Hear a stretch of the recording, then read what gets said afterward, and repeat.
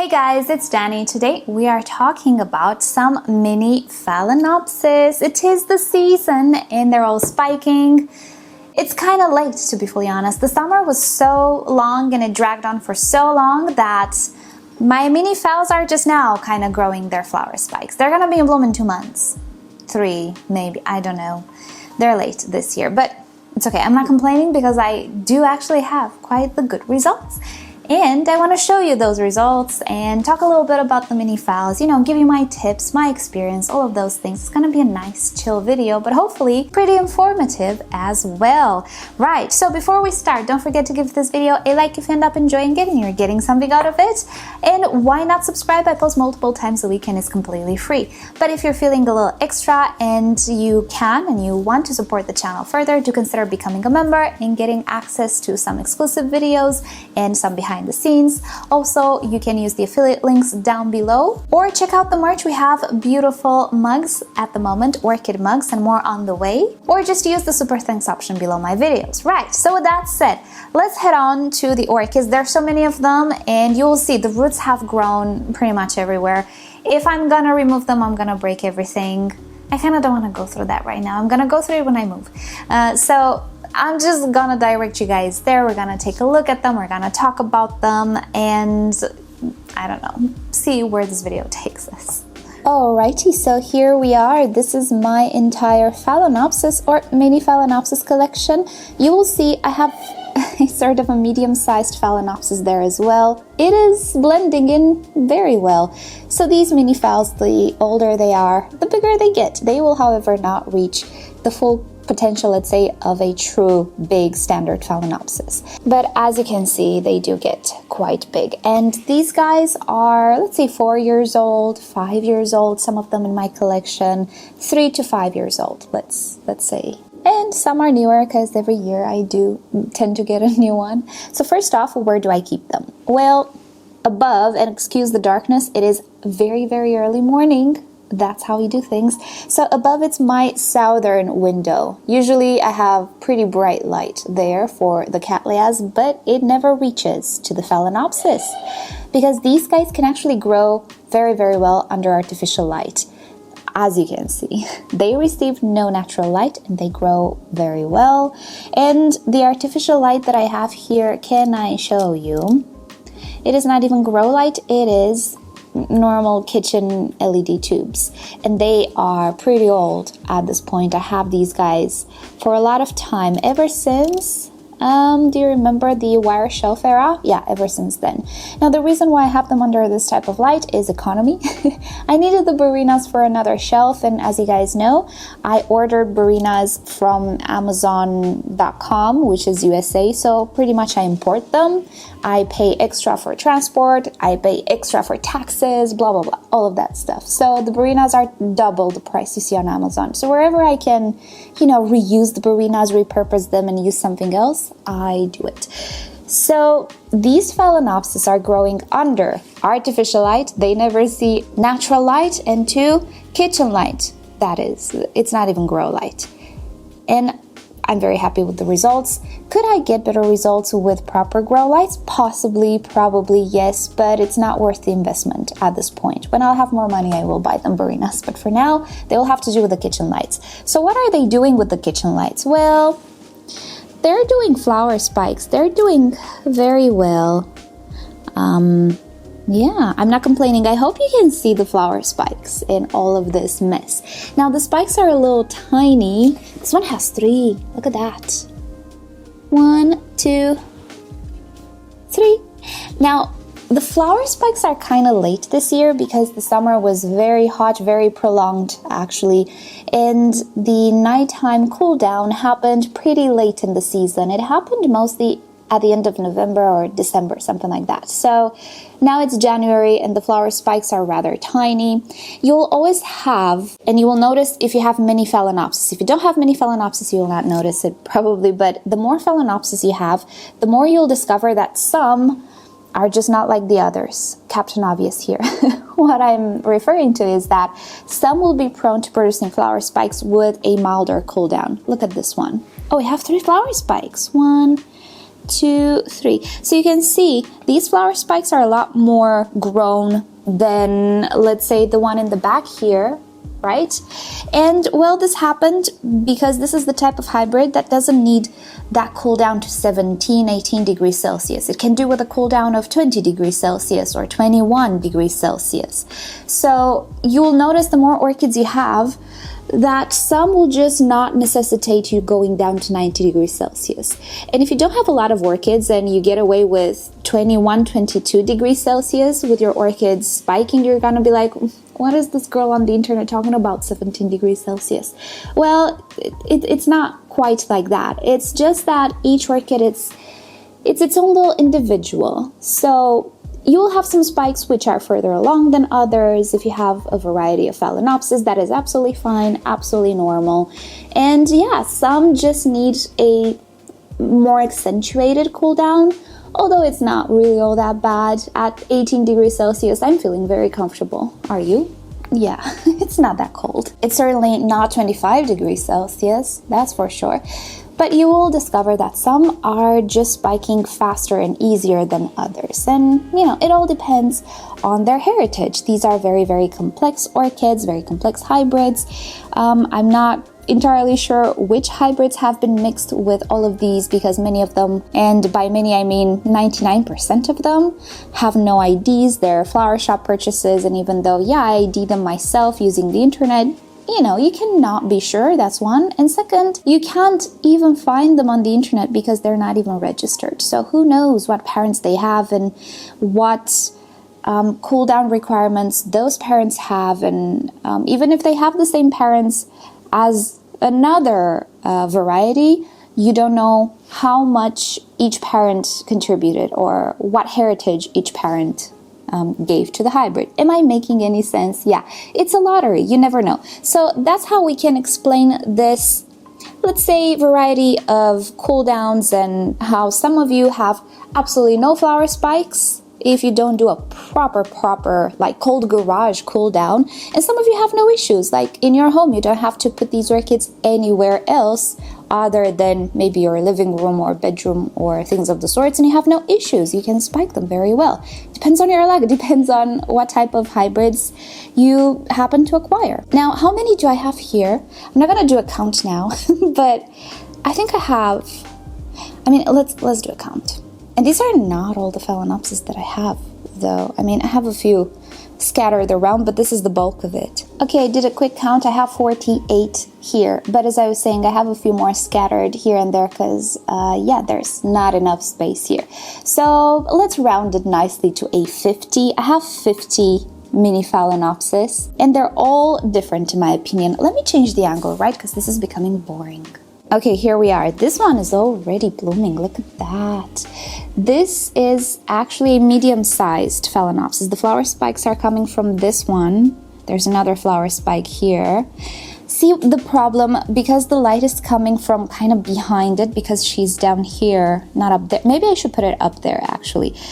The flower spikes are not like arching nicely like a cascade. I could go ahead and do that. I just did not have the availability this year to do that, but we'll see. I like to keep them here, but sometimes the problem is that I would love to have the sun or the light source here so that all of the flower spikes arch in the same way and are very symmetrical. It doesn't really happen, but yeah, you can see the flower spikes are heading to whatever direction. I digress so much. But anyway, this is a medium-sized Phalaenopsis. It is not a mini Phalaenopsis. The flowers are big, as you can see. Does it or does it not blend in with my mini Phalaenopsis? It does. It blends in so well. This is how big the minis are. But the good thing about the minis is that they can create many more blooms than the big ones because they have tiny blooms. So the energy expenditure is not that great. It's not that big, is what I'm trying to say. So they can produce more flowers than the normal ones. Right, so 50 mini Phalaenopsis. With this number, obviously I've experienced many outcomes of these mini Phalaenopsis, and I was saying one is when exactly do they bloom? They kind of all spike at different times, but the fact that they are so long lasting makes them at some point be in bloom altogether. Even though one opened its buds 3 weeks ago and one is just fully opened now, it doesn't matter all that much. They kind of all look the same because they're just so long lasting. Also, after so many years of having them, you will notice some will produce keikis. They will be basil keikis or spike keikis. Given I also had a thrip issue at some point which damaged some crowns, so they were prone to producing keikis, I personally tend to let these keikis be because they produce spikes of their own. So in this instance, yeah, the keiki is a little awkward because it's a spike keiki, but you can have basil keikis like this one, and in the end you get 2 orchids and 4 flower spikes or even more flower spikes from the very same pot with the very same resources. Isn't that neat? So unless I really have to, I personally don't separate the keikis because it's just more blooms for me, and it's really not a necessity. As long as the roots are reaching the soil, everything is okay. With a spike keiki, potting mix. So with the spike keiki, some of the roots will not be in the pot, but some will at some point if the keiki is not very high up. So I let this guy be as well. But let's say the keiki would be produced on the flower spike somewhere here, somewhere up here. I would definitely remove that keiki because the roots cannot reach the potting mix. So that keiki will just leach energy from the mother plant. In that instance, yes, I remove them. But in the instance where the roots go down in the pot, I just keep them on. And that's how I cheat, quote unquote, when it comes to multiplying the number of the blooms on my orchids. Now, somebody asked me what happens if we don't stake flower spikes. Maybe I will do an orchid care for beginners topic on that as well, when these guys will be in bloom, because it's much better to show you then. Well, with the mini phals, because they produce tiny flowers, I typically do not stake them and nothing bad will happen. I don't have one that is, oh, let's say this one. So you can see the flower spike is not that big. It's not that heavy, let's say. There are other mini phals. I'm gonna get you here. There you go, which produce a very branchy flower spike. Lots of blooms, lots of buds, as you can see. But still, even in this instance, the flowers will be so tiny that they will not be very heavy. They will not drag the spike down, let alone the plant. So everything is okay. But when it comes to a larger size Phalaenopsis, can we see?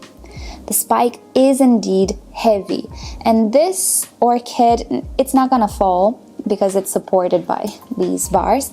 But in this case, staking a flower spike might actually be advisable. This flower spike, I will have to probably stake at some point. When the blooms are gonna open, it will be like this. This is what's gonna happen to it because the blooms are heavy. So yeah, what happens if we don't spike them? Well, it depends on the orchid. If it has tiny flowers and they're not heavy, nothing bad will happen. Not sure about the shape of the flower spike, but as long as you don't mind, everything is okay. If it's a bigger flowered Phalaenopsis orchid, if it gets heavy enough, it can even topple over the orchid. You can even have an orchid on the floor. Case in which I would recommend having a decorative pot made out of clay, one of those heavy pots, rather than very light pots made out of metal or things of the sorts. I'm not a fan of the rock method, but you can put some rocks to stabilize the plant. I like the plant to be supported like entirely, so I would recommend heavier pots and maybe stakes. If you distribute the weight of the flower spike, then it will not fall over.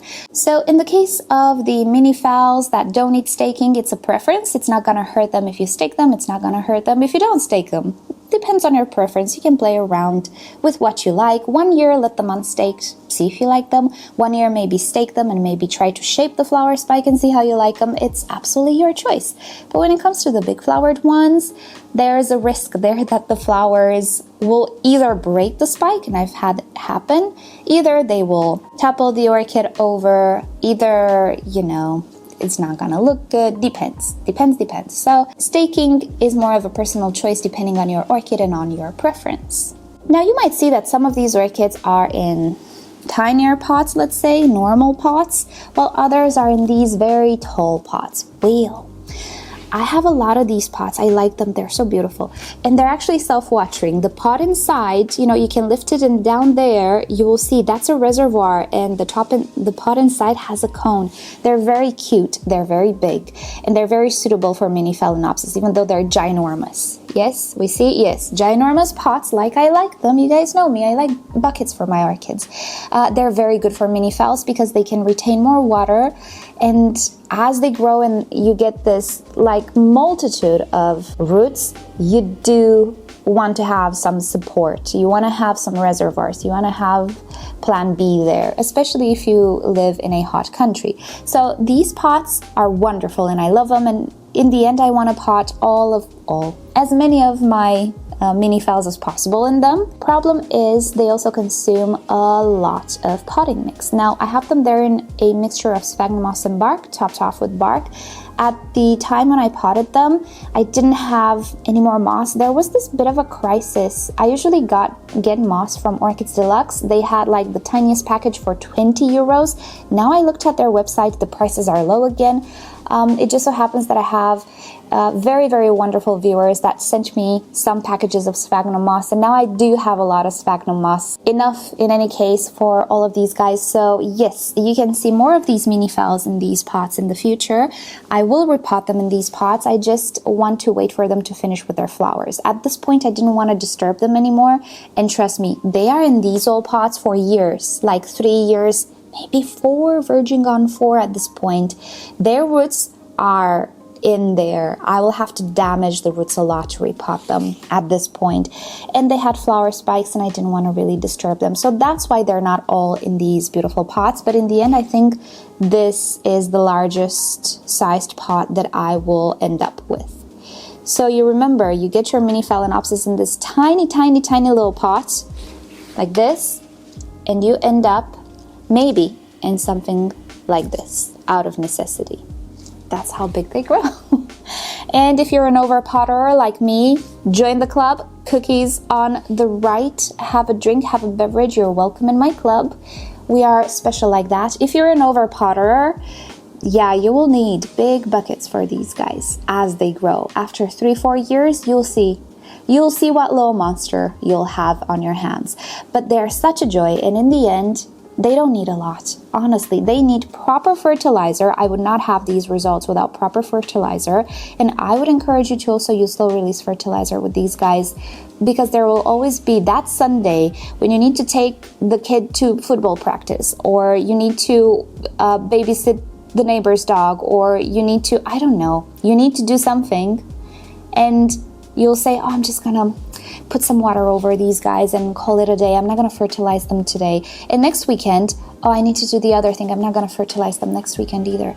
And with any other orchid, that's no problem. With mini phals, they will know, they will show, and they will not be happy. They are heavy feeders. At this point, they're heavy feeders. They're not like when you purchase them. They're big babies. They grow so fast. So a slow release fertilizer buffer will make sure they get the nutrients they need in the growing season in summertime. And you can even use the liquid fertilizer with the slow release fertilizer, or just use the slow release fertilizer and not bother with the water soluble one, which is something I'm tempted to do the first opportunity I have to test the slow release MSU. Right now I'm using the Osmocote because I cannot import the MSU slow release, but I actually chose the Osmocote because it's very similar, in my opinion, to the MSU in the percentage. Yes, darling. What do you want to add to the story? So yeah, with these guys, slow release actually will help a lot. And many of these guys do have slow release. Maybe I didn't put here, I don't remember.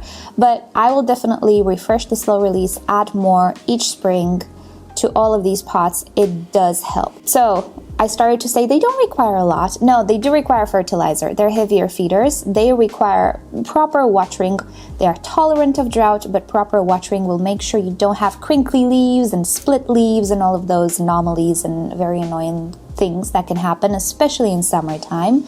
So fertilizer, water, some light, whatever light you have at around, You have a disc lamp, that's okay. You have the sun, that's fine. Just, you know, put a curtain, a sheer curtain, so they don't get burned. That's fine. Whatever light you find in your basement, under the bed, so put it for the orchids. It will be okay.